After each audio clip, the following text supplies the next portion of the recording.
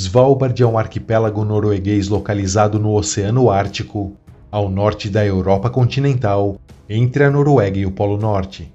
Svalbard possui uma área de aproximadamente 62.045 km², uma área equivalente à da Letônia, o 122º maior país do mundo.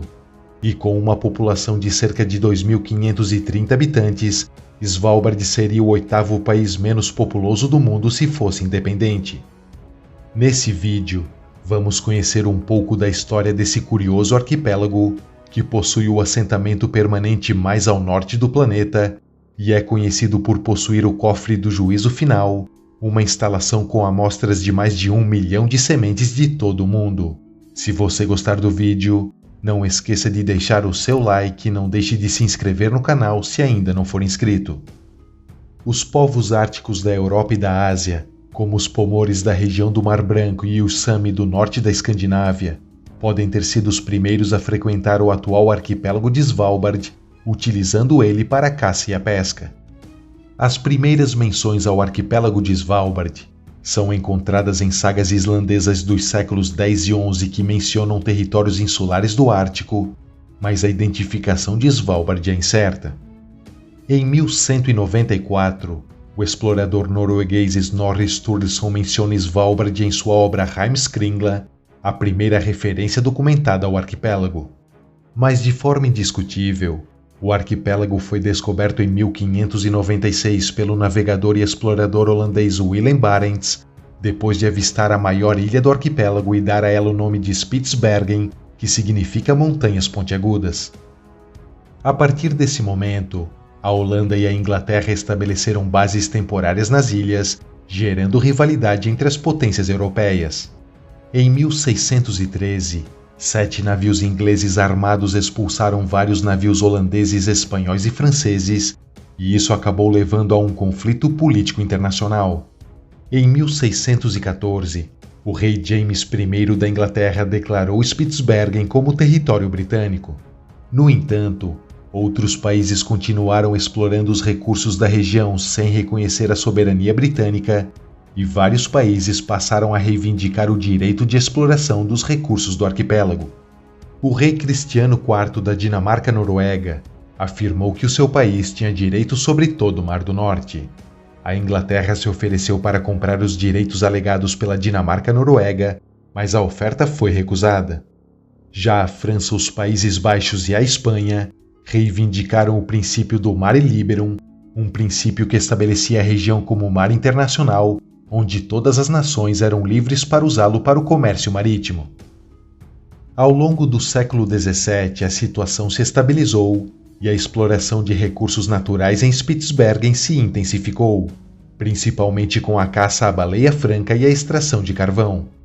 No século XVIII, aumentaram as explorações científicas no arquipélago, com as pesquisas mais extensas sendo realizadas pelo cientista inglês William Scoresby e pelo geólogo norueguês Balthazar Keilhaug.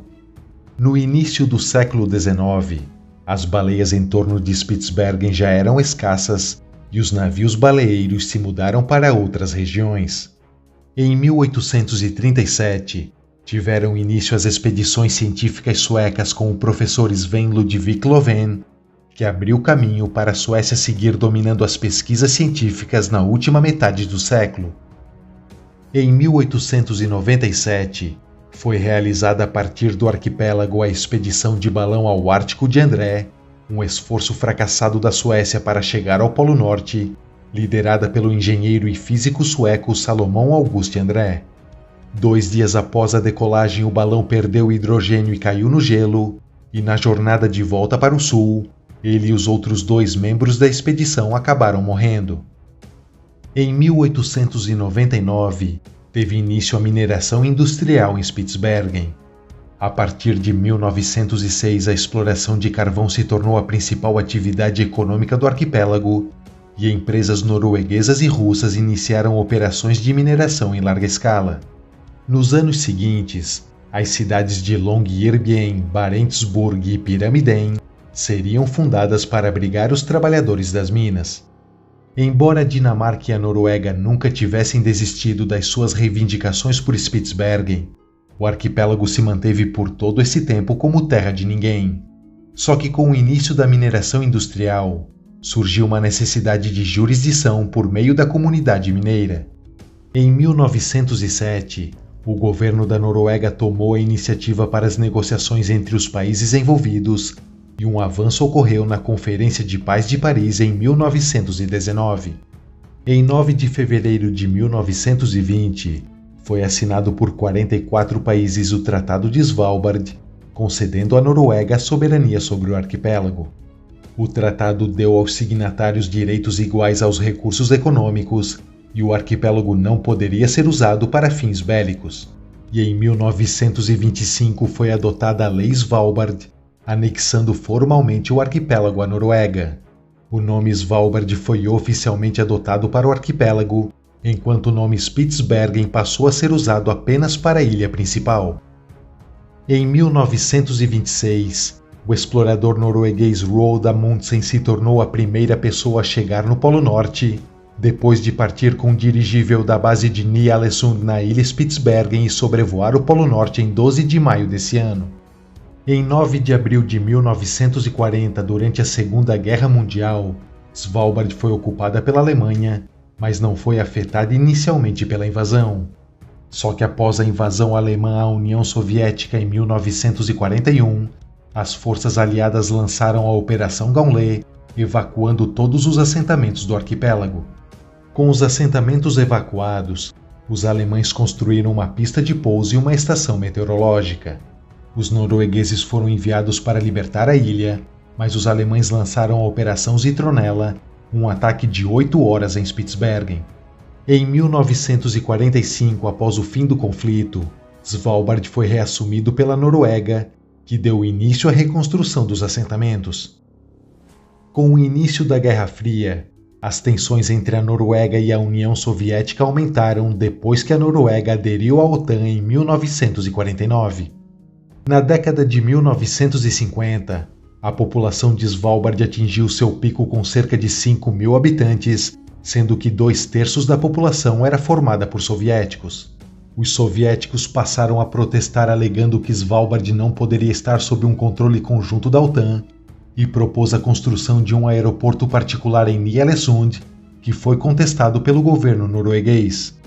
Em 1963, tiveram início as perfurações de teste em busca de petróleo em Svalbard.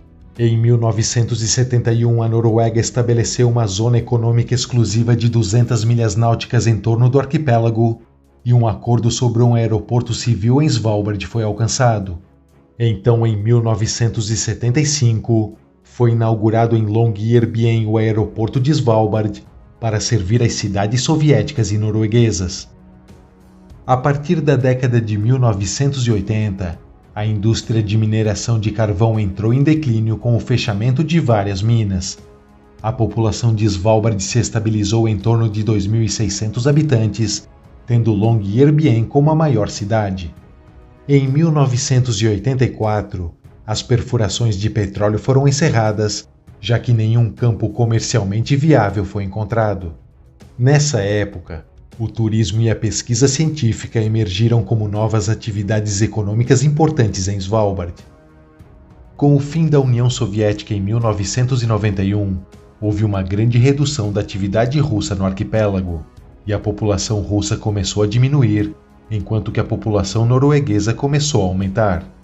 Em 1998, após o fim da mineração em Pyramiden, o último residente deixou a cidade e Pyramiden se tornou uma cidade fantasma.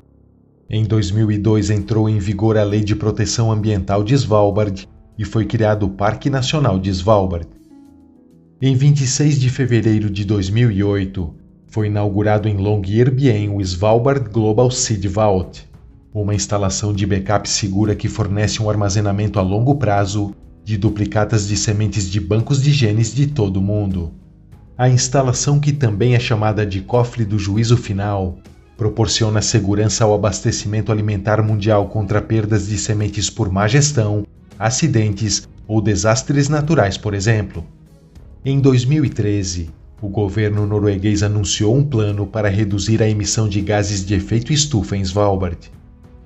Atualmente, Svalbard busca diversificar a sua economia e se adaptar às mudanças climáticas, focando em áreas como turismo sustentável, pesquisa científica e desenvolvimento de novas tecnologias. O derretimento do permafrost e o aumento do nível do mar causados pelas mudanças climáticas representam um desafio significativo para o frágil meio ambiente de Svalbard. Por conta disso, a preservação do ambiente ártico e a gestão dos recursos naturais são prioridades para o governo norueguês. E essa é a história de Svalbard, esse arquipélago marcado por uma história de exploração, desafios climáticos e de adaptação ao ambiente extremo. Se você gostou do vídeo e quer contribuir com o nosso canal, compartilhe esse vídeo com seus amigos. E se quiser se tornar um apoiador do Globalizando Conhecimento, você pode se tornar um membro. Para isso, basta clicar no link que está na descrição desse vídeo ou acessar a página inicial do canal.